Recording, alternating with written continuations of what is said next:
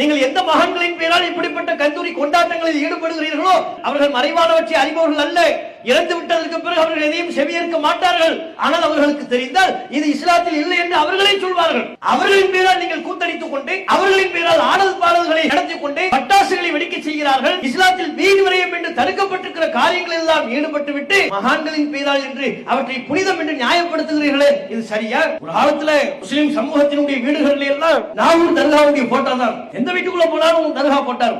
அந்த போட்டோவை வீட்டுக்குள் வைப்பதே பறக்கத்துன்னு நினைச்சாங்க. அதையெல்லாம் அல்லாஹ்வின் அருளால் படிப்படியான பிரச்சாரங்களின் வாயிலாக இறைவனின் அபிவிருத்தியை பெற வேண்டும் என்றால் அல்லாஹ்விடத்தில் நீங்கள் பிரார்த்தனை செய்யுங்கள். ஒரு தர்காவின் படத்தை வீட்டிற்குள் மாட்டி வைத்து விட்டால் பறக்கத்து வந்துருமா? இன்னும் சில பேர் 786 வீட்டுல எழுதுறது. பொருளாதாரம் இல்லன்னா இவரே ஒரு குச்சியால் எழுதிடுவார். 786 வீட்டுக்கு முன்னால் எழுதிடுவார். கொஞ்சம் காசு இருந்துச்சுன்னா பெயிண்டால் எழுதிடுவார். கூடுதல் காசு இருந்துச்சுன்னா கிரில் கம்பி ஆர்டர் பண்ணும் போதே 786 ஒரு கிரில் கம்பி தாங்கன்றுவார். ஜன்னல் கம்பிலியோ நிலை கம்பிகளிலோ 786 கிரில் கம்பிலியோ அந்த நம்பருக்கு ஒரு புனிதம் கிடையாது. அந்த 786 வீட்டுக்குள் இருக்குமையானால் முசீபத்து வராது. யாரு சொன்னா? ரசூலுல்லாஹ் சொன்னாங்களா?